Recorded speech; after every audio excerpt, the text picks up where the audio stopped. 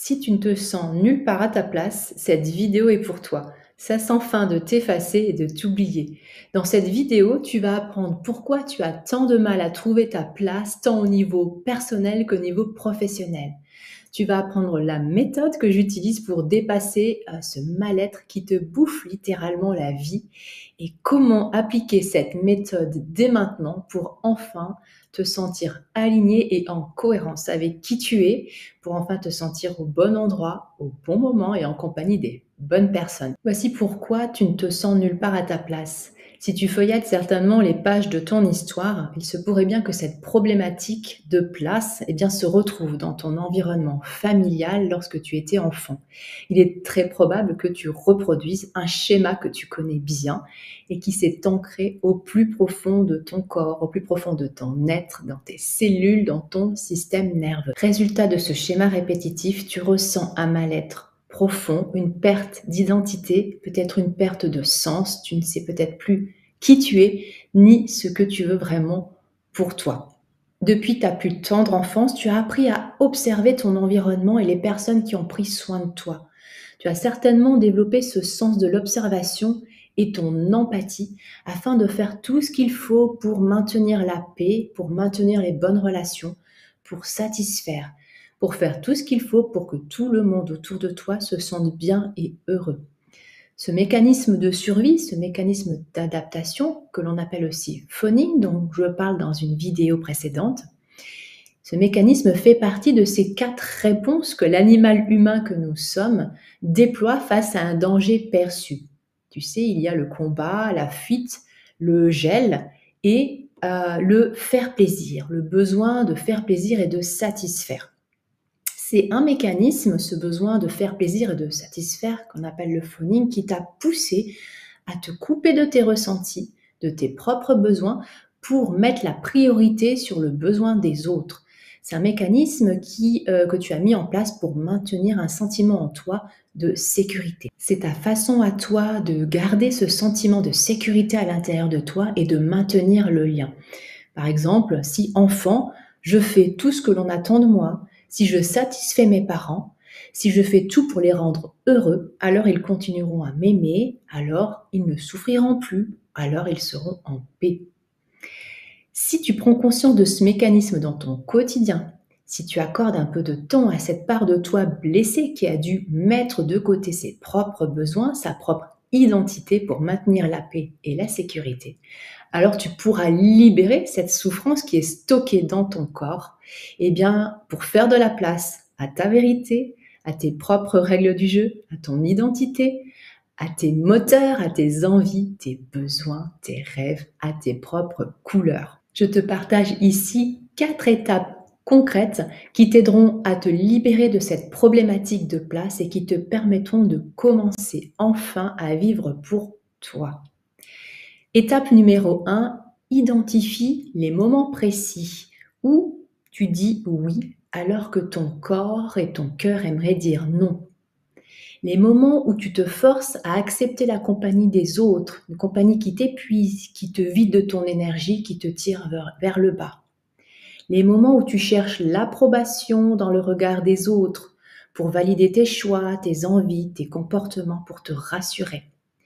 Identifie les moments où tu te sens comme une éponge émotionnelle qui capte trop les émotions des autres, à tel point que tu te laisses envahir par des émotions qui ne sont pas les tiennes, à tel point que tu confonds ce qui vient de toi et ce qui vient de l'autre.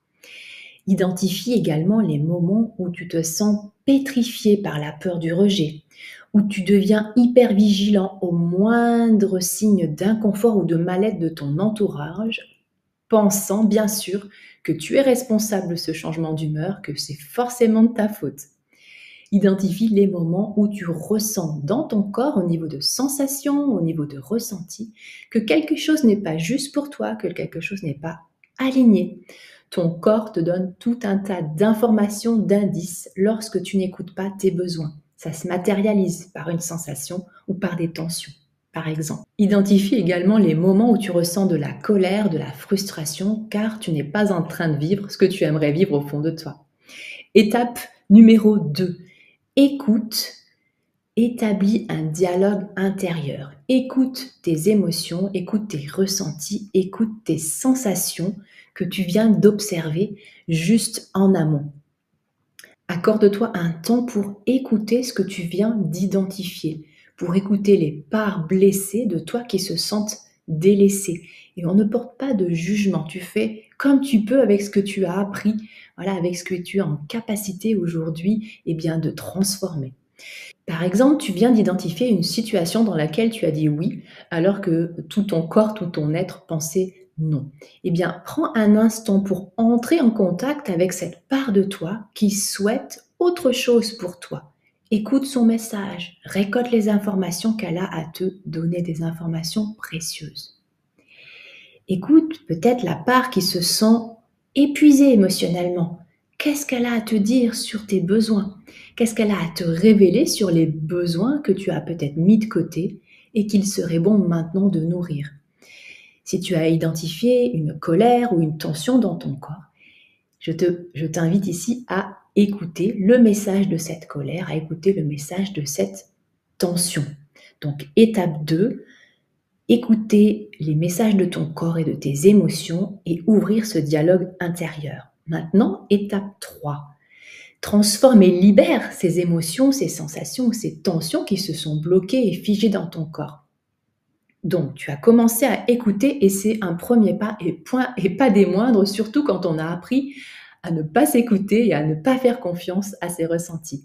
Maintenant, pour cette étape de transformation et de libération, eh bien, tu peux te mettre en mouvement et demander à ton corps comment il a envie de bouger, quelle position il a envie d'exprimer. Voilà, pour aller encore plus loin dans l'expression des émotions.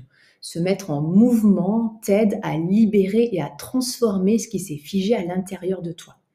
Demande à ton corps de quoi il a besoin pour t'aider à transformer et à libérer. Fais-lui confiance, il sait. Je te donne un exemple personnel. Parfois, le matin, je me réveillais avec une boule au niveau du plexus solaire. Ce que je faisais pour ne pas me jeter dans ma journée avec cette sensation dans le corps, je prenais un instant pour dialoguer avec cette part de moi, et de mon corps qui ressent soit de la peur, soit de l'anxiété. Et elle me donnait de l'information.